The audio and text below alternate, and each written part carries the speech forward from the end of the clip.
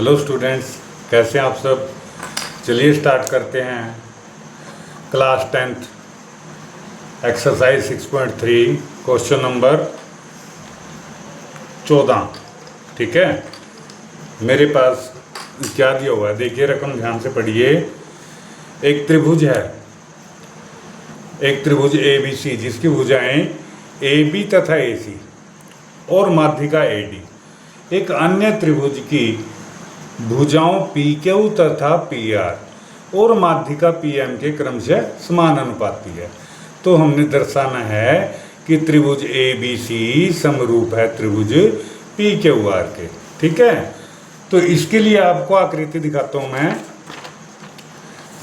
मेरे पास ये आकृति दी हुई है। ठीक है, ये त्रिभुज ABC है और ये त्रिभुज PQR है। तो मेरे पास क्या दिया है, त्रिभुज ABC की जो भुजा AB है, ये वाली साइड है जो, ठीक है, ये किसके अनुपातिक है, संगत भुजा इसके PQ के। ठीक है, और दूसरी है AC, ये भुजा किसके समानुपाती है, PR के। और तीसरी जो भुजा है वो क्या है मेरे पास, AD, ये किसके समानुपाती है, PM के। ठीक है, दोबारा सुनिए त्रिभुज ABC में जो माध्यिका दी है AD, तो ये तीन साइडें हैं। ठीक है, अगर ये साइड और ये साइड दी होती या फिर ये साइड के साथ एंगल दिया होता तो आसान हो जाता समरूप करना। थोड़ा सा मुश्किल है, लंबा सवाल है लेकिन मुश्किल नहीं है, ध्यान से सुनते जाइए बस। तो मैंने क्या किया, इसको हल करने के लिए रचना बढ़ाई है। सबसे पहले रचना के स्टेप हैं, कुछ ध्यान से सुनिए। AD को E तक तथा PM को बिंदु M तक इस प्रकार बढ़ाया कि AD बराबर DE के तथा PM बराबर MN के। ठीक है, इसको, और उसके बाद क्या किया मैंने, E और C को मिलाया, N और R को मिलाया। समझाता हूँ कैसे। जो AD भुजा है इसको मैंने बढ़ाया आगे तक, कहाँ तक, DE तक। ठीक है, और PM को आगे कहाँ तक बढ़ा दिया, MN तक। समझ आई बात। उसके बाद क्या करते हैं, किस तरह से बढ़ाया, जो AD है वो किसके बराबर होनी चाहिए, DE के, और PM किसके बराबर होनी चाहिए, MN के। अब यहाँ पे ध्यान दीजिए, मैंने 3 कट लगाए हैं इस पे, तो इस साइड पे भी 3 कट लगा दूंगा ताकि मैं ये बता दूं कि ये साइड और ये साइड क्या है, बराबर हैं। इसी तरह से ये साइड, इस पे भी 3 कट लगाए हैं, इसकी भी ये 3 साइडें बराबर हैं। तो ध्यान दीजिए, ये दोनों तो समानुपाती हैं, लेकिन ये और ये बराबर हैं, ये और ये बराबर हैं। ठीक है, ये था हमारा रचना का स्टेप। इसको भी पास ही रखेंगे ताकि साथ के साथ समझाते चले जाएं, बहुत ज़रूरत पड़ेगी मेरे को इसकी। ठीक है, अब हम तैयारी करते हैं आगे सवाल करने की। तो मेरे पास दिया है, सबसे पहले क्या करूँगा मैं, ये रचना के स्टेप आपने भी लिखने हैं क्वेश्चन में, इसके बिना क्वेश्चन अधूरा है। उसके बाद में क्या करूँगा, मैं 2 त्रिभुजें लूँगा। कौन कौन सी, AD और DB। इसका नाम है त्रिभुज ADB और CDE। एक तो ये दोनों त्रिभुजें ले लूँगा। ठीक है, तो इन दोनों को यदि मैं सर्वांग सम साबित कर दूं तो हम सवाल में आगे बढ़ जाएंगे। तो क्या लिखना है मैंने, ध्यान से देखते रहिए। चित्र थोड़ा आपकी फैसिलिटी के लिए बनाया है, कैसे करना है वो बताता हूँ आपको। मैं लिखूँगा त्रिभुज ADB और त्रिभुज CDE में, दोनों त्रिभुजों में, इन दोनों त्रिभुजों में क्या करूंगा। अब देखिए ध्यान से, मेरे पास एक बात दी हुई है, आपने देखा भी होगा कि ये माध्यिका है। माध्यिका का काम क्या होता है, सामने वाली भुजा को 2 समान भागों में बांटना। ठीक है, अब क्योंकि ये माध्यिका है तो क्या ये भुजा इसके बराबर होगी, बिल्कुल होगी। ये साइड जो होगी ना वो इसके बराबर होगी। इन दोनों त्रिभुजों में मैं लिख दूंगा यहाँ पे, ध्यान दीजिए, मैं लिख देता हूँ BD बराबर है DC के। क्यों, क्योंकि AD जो है वो माध्यिका है। यहाँ पे लिख दूंगा मैं, प्रमाण है मेरे पास, ये प्रमाण, क्या प्रमाण आया, क्योंकि AD माध्यिका है किस पर, BC पर। ठीक है, अच्छा, ये दिया तथा दूसरी चीज क्या है मेरे पास, ध्यान से देखिए, AD बराबर DC के है, DE के। ठीक है, यहाँ पे देखिए AD और DE बराबर है ना, बिल्कुल है। ये मैंने रचना में लिया है, तो यहाँ लिख दूंगा मैं रचना से प्राप्त, रचना से प्राप्त। ठीक है, ये दिया है। और क्या दिया है, ध्यान से देखिए, जो ये एंगल है, ये एंगल के बराबर हो गया कि नहीं हो गया, शीर्षाभिमुख कोण है। इस एंगल का नाम लिख दूंगा मैं एंगल ADB बराबर है एंगल CDE के। यहाँ पे लिख दूंगा शीर्षाभिमुख कोण, शीर्षाभिमुख कोण। 3 प्रमाण हो गई, बिल्कुल। अब यहाँ पे देखिए, ये साइड इसके बराबर है, रचना से प्राप्त है, ये भुजा इसके बराबर है, क्योंकि ये माध्यिका है। माध्यिका का काम होता है 2 बराबर भागों में बांटना। और ये जो कोण है और ये कोण क्या आ गई है, शीर्षाभिमुख है, इसीलिए बराबर है। मैंने संगत भाग बराबर साबित किए हैं। इंट्रोडक्शन में भी बताया था कि अगर संगत भुजाएं, संगत कोण बराबर होते हैं तो सर्वांग समता बनती है। इसीलिए मैं कह सकता हूँ कि त्रिभुज ADB सर्वांग सम है किसके, त्रिभुज CDE के। ठीक है, कौन सी कॉन्ग्रुएंट बनी है, SAS कॉन्ग्रुएंट। ध्यान दीजिए। उसके बाद और अगर मेरे पास ये आ गया तो क्या मैं कह सकता हूँ कि इसकी ये साइड जो तीसरी बची थी और ये साइड बराबर होगी, बिल्कुल होगी, क्योंकि ये दोनों त्रिभुजें सर्वांग सम हो गई हैं। तो मैं कह सकता हूँ ये संगत भाग बराबर हैं। तो मैं क्या लिखूंगा, तथा AB बराबर किसके आ गई, CE के। ठीक है, यहाँ पे लिख दूंगा CPCT। ठीक है, और इसको लिख दूंगा मैं इक्वेशन 1, ताकि आने वाले समय में काम आए, अभी अगले फार्मूले में। ठीक है, इसी प्रकार इसमें भी तो कर सकता हूँ मैं, जैसे मैंने इस ट्रायंगल के अंदर कॉन्ग्रुएंट साबित किए, इसमें भी तो कर सकता हूँ। बिल्कुल कर सकते हैं, देखते हैं कैसे करेंगे। मैं लिख दूंगा यहाँ पे त्रिभुज, इसी प्रकार त्रिभुज PMQ और त्रिभुज RMN में, क्योंकि वही लेने आपने जो वहां पे लिए थे, PM बराबर MN के, क्योंकि PM बराबर आ गया MN के। क्या रीजन लिखूंगा, रीजन लिखूंगा मैं रचना से प्राप्त। आगे पीछे कर सकते, कोई दिक्कत नहीं है, आगे पीछे हो जाए प्रमाण प्राप्त। दूसरा प्रमाण क्या आ गया मेरे पास, PM नहीं सॉरी, ये तो हाँ रचना से प्राप्त आ गया। और उसके बाद आ जाएगा QM बराबर आ गया MR के। क्यों, क्योंकि PM माध्यिका है, माध्यिका है किस पर, ये माध्यिका है हमारी QR पर। ठीक है, तथा ठीक इसी प्रकार यहाँ पे भी 2 एंगल बनते हैं, एक ये एंगल और एक ये एंगल, ये दोनों शीर्षाभिमुख हैं। पहले एंगल का नाम क्या है, एंगल PMQ बराबर है एंगल RMN के। क्यों, यह आ जाएगा शीर्षाभिमुख कोण, शीर्षाभिमुख कोण।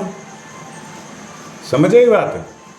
उसके बाद इसमें भी तो मैं ऐसे ही कर सकता हूँ, PQ बराबर है NR के। ठीक है, ऐसे लिख दूंगा मैं, तथा PQ बराबर है NR के। सॉरी अभी एक स्टेप और भूल गए। अब हमने क्या कर लिया, ये दोनों साइडें बराबर हो गई, एक एंगल बराबर हो गया। इस बेस पे मैं क्या कह सकता हूँ, ट्रायंगल PMQ सर्वांग सम है ट्रायंगल MRMN के। ठीक है, कौन सी कॉन्ग्रुएंट बन गई, SAS कॉन्ग्रुएंट। ठीक है, और अब लिखूंगा मैं यहाँ पे PQ बराबर किसके होगी, RN के। ठीक है, ये आ गया मेरे पास CPCT आ गया ना। ठीक है, CPCT। ठीक है, ये आ गया मेरे पास इक्वेशन नंबर 2। यहाँ तक समझ आया। उसके बाद ध्यान देते हैं क्या है मेरे पास। अब मेरे पास दिया क्या है वो चीज़ देखनी है आपने। ये दोनों जरूरी थे पहले करना, एक ये इक्वेशन और एक ये इक्वेशन जो AB = CE के है। आगे ध्यान देते हैं, मेरे पास दिया है कि संगत भुजाएं, ध्यान दीजिए यही चीज़ है, AB बराबर किसके आ जाएगी, सीई के, और ए बी ए सी और ए डी किस किस के समानुपाती है, पी क्यू क्यू आर और पी एम के। लिख लूंगा मैं, तथा क्योंकि ए बी बटा पी क्यू बराबर किसके आ जाएगा, ए सी बटा पी आर और बराबर आ गया ए डी बटा पी एम के। यहाँ पे लिख लूँ मैं दिया है, क्योंकि समरूप है ना, ये दिए है ना, ये तो हमारे पास, इसको लिख लूँगा मैं दिया है। या ए बी बटा पी क्यू, यही लाइन दोबारा लिखूंगा मैं, बराबर है ए सी बटा पी आर के। और अब यहाँ ध्यान दीजिए, ये ए डी पी क्यू है ना, पी एम है, इसको देखेंगे ए डी और डी ई बराबर है ना दोनों, मैंने सिद्ध किया था पहले, रचना में लिया था। तो क्या मैं कह सकता हूँ कि ए ई जो है, इसको अगर मैं डबल कर दूँ और इसको डबल कर दूँ, कोई फर्क पड़ेगा, नहीं पड़ेगा। ए डी को आगे मैं लिख दूंगा 2 ए डी बटे 2 पी एम, फर्क कुछ नहीं पड़ने वाला, मैंने लिख दिया 2 से 2 कैंसिल हो के, वैसे भी वही वैल्यू है, वैल्यू में कोई फर्क नहीं पड़ेगा। अब यहाँ पे ले लूँगा अगला स्टेप में, क्या लूँगा, A B by P Q बराबर है ए सी बटा पी एम बराबर है 2 ए डी किसके बराबर है, यहाँ पे देखिए ए डी और डी ई भी तो इसी के बराबर है ए डी के। तो मैं क्या कर सकता हूँ, ए ई लिख सकता हूँ, ए ई 2 ए डी की जगह पे क्या लिख सकता हूँ मैं, ए ई, ठीक है, बटा, और 2 पी एम की जगह भी क्या लिख सकता हूँ, यहाँ पे देखिए 2 P M P M P M, तो पी एन के इक्वल हो जाएगी ए ई बटा पी एन। अब यहाँ पे आपको ध्यान देना है कौन सी ट्रायंगल क्रिएट होगी, ए बी ये साइड हो गई, इसको आगे मैं और क्या लिख सकता हूँ, आगे थोड़ा सा एक स्टेप और लेंगे। अब हमने क्या प्रूव किया था, यहाँ पे ध्यान दीजिए, ए बी किसके इक्वल है, सी ई के, तो ए बी की जगह पे क्या लिखूंगा मैं, सी ई, और पी क्यू किसके इक्वल है, आर एन के, तो मैं क्या लिख दूंगा, ए बी की जगह पे क्या लिखूंगा, सी ई, सी ई बटा पी क्यू की जगह पे क्या लिख दूंगा मैं, यहाँ पे देखिए आर एन है, तो यहाँ पे लिख दूंगा आर एन, ठीक है, equal to A C by में पी एम, और बराबर क्या आ जाएगा, ए सी, सॉरी यहाँ पे पी एम नहीं है, पी आर है ये, यहाँ पे ये गलती से हो गया मेरे पास, ए सी बटा पी आर आ गया, यहाँ पे आ गया पी आर, और ए ई बाई में क्या आ जाएगा, पी एन। अब इस साइड पे ध्यान दीजिए, इससे कौन सी ट्रायंगल बनती है, सी ई, ये रहा सी ई, देखिए ध्यान से सी ई, ठीक है, और बटे क्या है मेरे पास, आर एन, ये रहा आर एन, ठीक है, उसके बाद ए सी ये रहा, ठीक है, और उसके बाद पी आर ये रहा, इसको चलो मैं थोड़ा सा लाइन में अंडरलाइन कर देता हूँ, ए ई, ये देखिए यहाँ पे ए ई आ गया ना, और यहाँ पे पी एन आ जाएगा, इसी तरह से ये आ गया, समझ आई यहाँ तक, आगे बढ़ते हैं। अब ये क्या है, कौन सी त्रिभुज की भुजाएं बन गई हैं, ये बन गई इस ट्रायंगल की पूरी वाली, ध्यान दीजिए ए ई सी और पी एन आर के, अतः त्रिभुज ए सी ई समरूप है त्रिभुज पी आर एन के। कौन सी समरूपता बनी, यहाँ पीछे बनी थी कॉन्ग्रेंट, यहाँ पे बनेगी साइड साइड साइड सिमिलरिटी, ठीक है, यहाँ पे लिख दूंगा मैं भुजा भुजा भुजा समरूपता, ध्यान दीजिए यहाँ पे बस भुजा भुजा भुजा समरूपता, ठीक है। अब आगे ध्यान देना, छोटी सी थोड़ा सा और रह गया, ध्यान से देखिए, अगर ये दोनों त्रिभुजें, या देखिए यहाँ पे ये दोनों त्रिभुजें, ये वाली और ये वाली, एक बार दिखा देता हूँ, ये वाली दोनों त्रिभुजें समरूप दिख रही हैं, ये दोनों, ये लिया मैंने, समरूप कर दिए हैं, एस एस एस सिमिलरिटी से बन गई दोनों त्रिभुजें, क्या ये हाफ और ये हाफ, समरूप हो गया कि नहीं हो गया, बिल्कुल हो गया। तो क्या मैं कह सकता हूँ एंगल 1 इक्वल टू एंगल 2, आधा आधा, ये एंगल 1 लिख दिया, यहाँ पे एंगल 2, यहाँ पे लिख दूंगा, और एंगल 1 इक्वल टू एंगल 2, यहाँ पे लिख दूंगा मैं C P C T, corresponding part हो गया, बिल्कुल हो गया, और ये इसके साथ ही बन जाएगा मेरा इक्वेशन नंबर 3। 3। ठीक है, अब एक बात देखिए आप यहाँ पे ध्यान से, थोड़ा सा और पॉइंट है, बस समझने वाली बात है। यहाँ पे क्या करूँगा मैं, अब यहाँ पे एक एग्जांपल देता हूँ, ध्यान से सुनिए। जैसे मैंने ये प्रोसेस अभी आपके सामने की है, ये दोनों ट्रायंगल ले करके और उसके पास इसको आगे बढ़ा करके, तो क्या मैं ये पार्ट भी कर सकता हूँ इक्वल ऐसे, ये वाला, ये इधर वाला पार्ट और इधर वाला, ये भी तो मैं दोनों ऐसे ही समरूप प्रूव कर सकता हूँ दोनों को समरूप सिद्ध बिल्कुल कर सकता हूँ। और लास्ट में ऐसे ही लिख सकता हूँ मैं, यहाँ पे एंगल 3 बराबर एंगल 4 के लिख सकता हूँ ना। तो हम यहाँ पे यही लिख देंगे, इसी प्रकार हम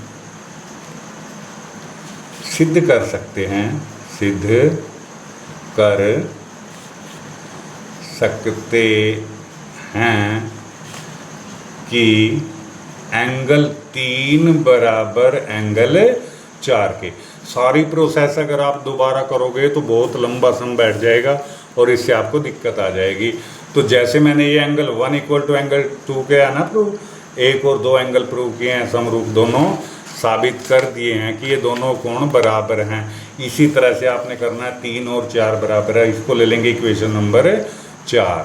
ठीक है, और अंत में लिख देंगे समीकरण 3 तथा 4 को जोड़ने पर।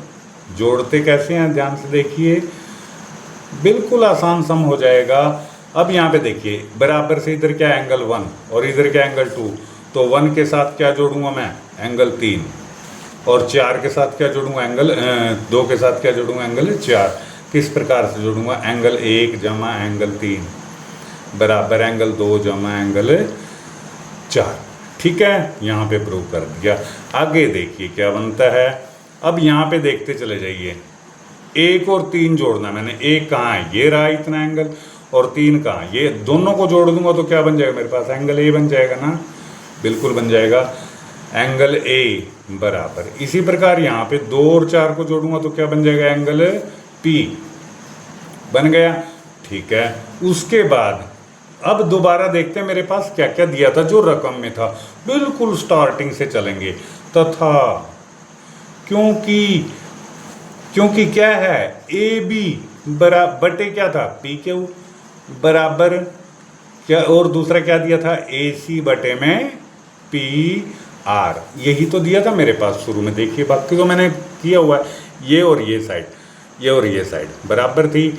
उसके बाद मैंने क्या प्रूव करना था, सारा तामझाम ये मैंने इसलिए किया था ताकि ये दोनों बराबर हो जाएं कोण, और यही हमारे हो गए। यहाँ पे देखिए एंगल ए और पी बराबर हो गए। ठीक है, और ये मेरे पास दिया हुआ है ऑलरेडी, यहाँ पे लिख लूँगा मैं, दिया है।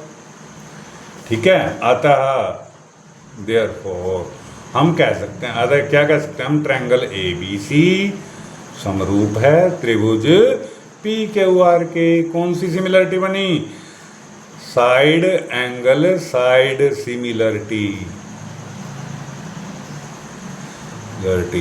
ठीक है, यही हमने प्रूव करना था, हैंस प्रूव्ड इति शुद्धम। ठीक है, फिर भी अगर इसमें आपको कुछ भी समझ ना आए तो कमेंट करके पूछ लीजिए, अदरवाइज वीडियो को लाइक कीजिए, शेयर कीजिए, सब्सक्राइब कीजिए। Thanks for watching video, thank you.